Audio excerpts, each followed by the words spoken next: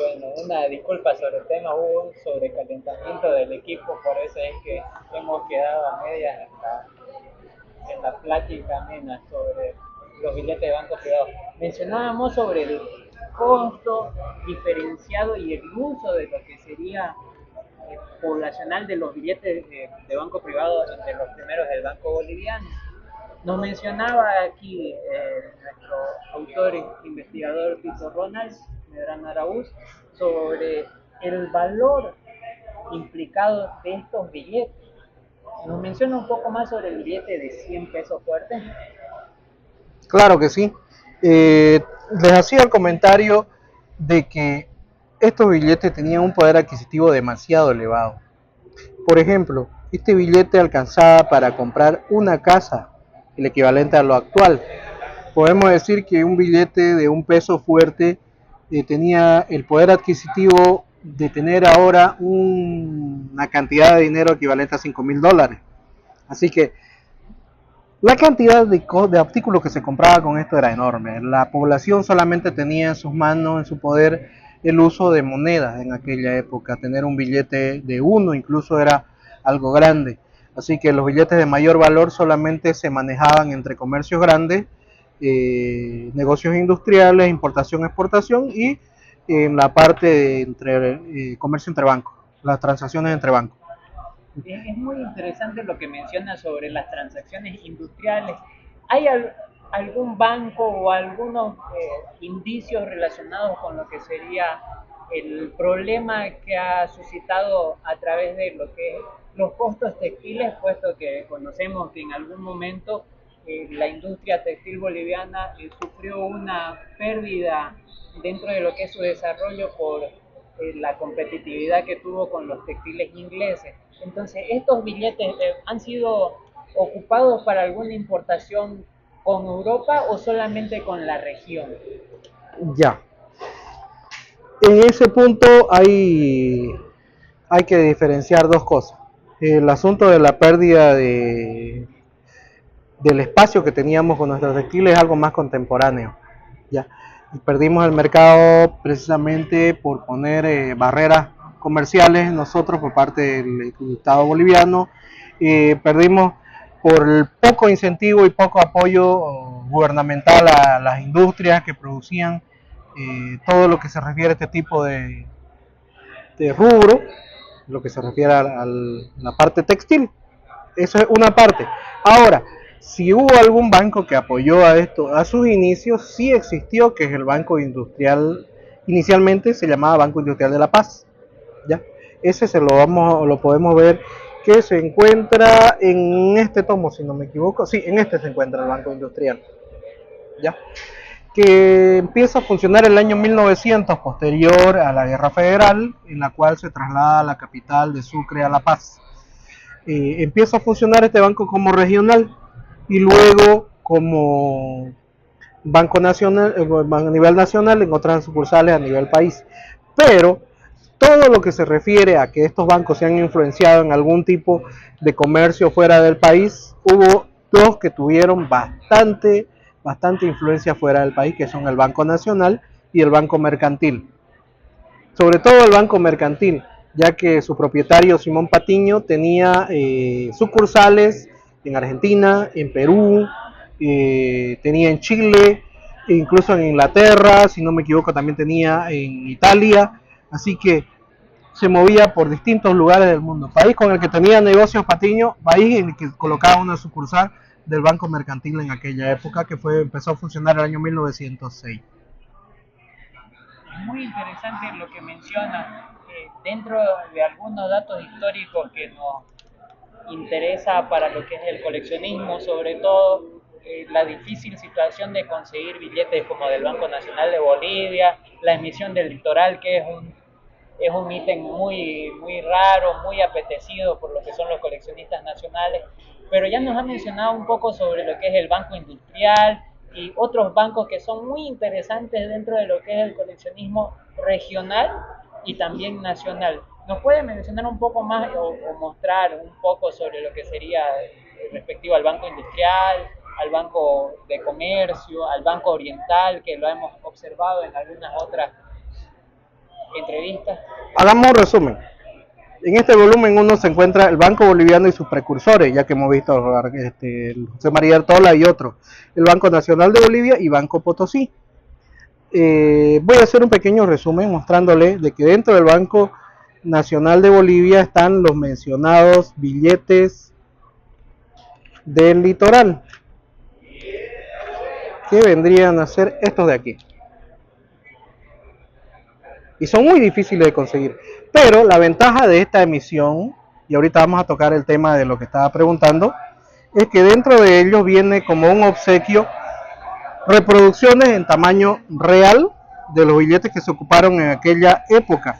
Eso viene como un obsequio por la compra de los volúmenes de estos bancos. En el segundo tenemos el Banco Oriental, Banco Francisco Argandoña, Banco Industrial de La Paz y Banco del Comercio.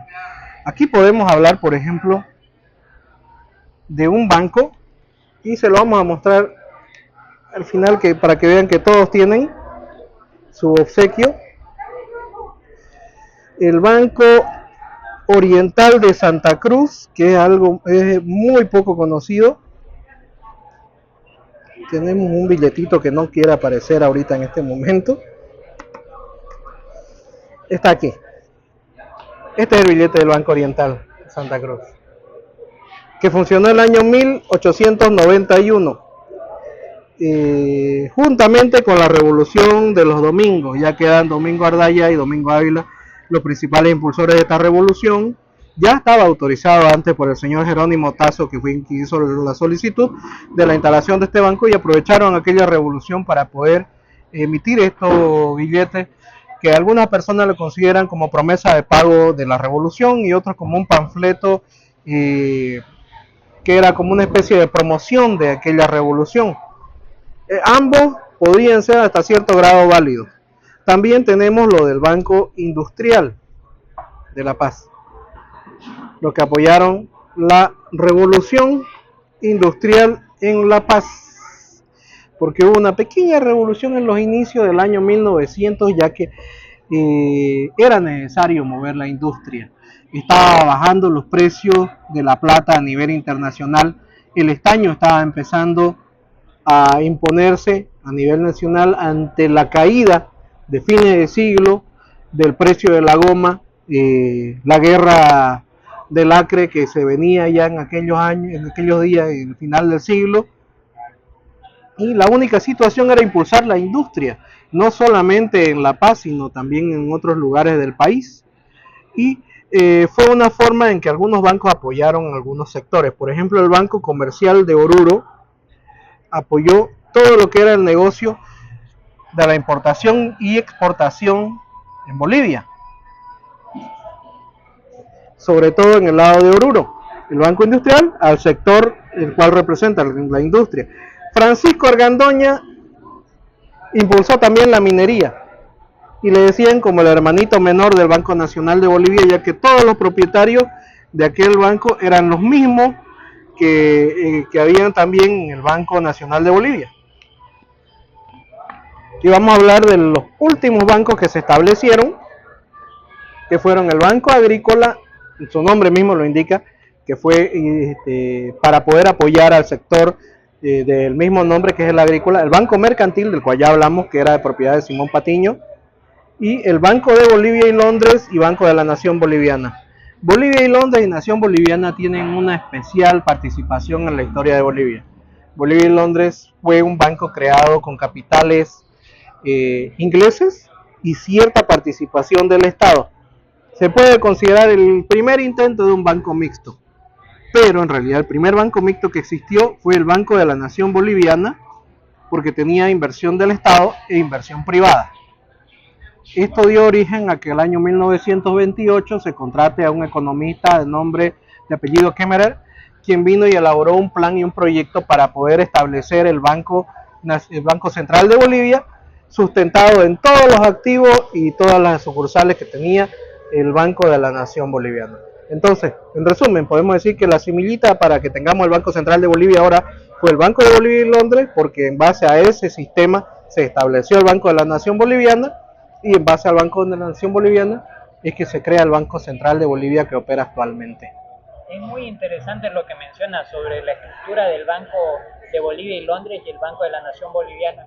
Entonces, como autor e investigador, ¿considera usted que si no haya observado o replicado la estructura del Banco de Bolivia y Londres, haya sido un poco más difícil para lo que sería la economía boliviana concretar con otros bancos internacionales lo que es el comercio? No solo el comercio, sino que iba a ser más complicado el asunto, un saludo a un amigo, iba a ser más complicado el asunto de la organización sobre todo, ya que nosotros heredamos un estilo de organización bastante riguroso, eh, estable y metódico, ¿ya? Y para nosotros iba a ser bastante complicado, ya que lastimosamente nos caracterizamos por ser muy desorganizados, poco puntuales, poco serios en algunos aspectos, y son muy pocas personas las que se acomodan a realizar un trabajo serio, adecuado, puntual, exigente y meticuloso, y que dé buenos resultados. Y gracias a Dios en aquella época teníamos profesionales de renombre, personas que sabían de esto y que también fueron parte del banco mercantil, porque el señor Simón Patiño, si algo se caracterizaba, es que era un cazador de talento. Él no contrataba a cualquier persona, tenía que ser el mejor de su área para que él lo contrate, y se ve en realidad en cómo su banco sigue establecido hasta ahora, porque él tenía personal que hacía que la empresa trabaje sin que él esté o no esté ahí. Es muy interesante esa situación. Y gran parte de toda la historia de Bolivia en lo que respecta a comercio, y numismática y notafilia está presente dentro de lo que son estos tres tomos, así como también otras producciones literarias que usted como investigador ha presentado. Para esta ocasión, cuéntenos un poco más sobre lo que son estos tres tomos. ¿Cuál es el costo? ¿Cómo es la distribución? ¿Desde dónde pueden recogerlo? ¿O si hay envíos a nivel nacional, internacional? Ya. Bueno, como han visto, son empastados en tapadura. En los tres volúmenes hay 1362 páginas en total, y es lo que me hace redondear más o menos el precio de venta, que son 1.300 bolivianos, el cual incluye el costo de envío, incluye algunas réplicas de los bancos privados, como ya habrán visto ahí, incluye información del contexto de cada uno de ellos. En cada uno de los volúmenes se va a personalizar, como vemos, el que hizo el pedido número 1 tiene al pie de página su nombre en cada una de las páginas, aquí se puede observar.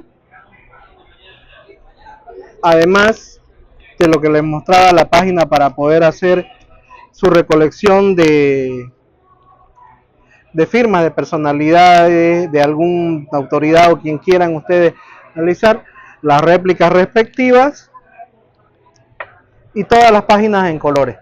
La información que tienen estos libros al final están respaldadas por los anexos de todo tipo de información legal, histórica y consulta a fuentes primarias en las cuales está realizado todo este trabajo de investigación.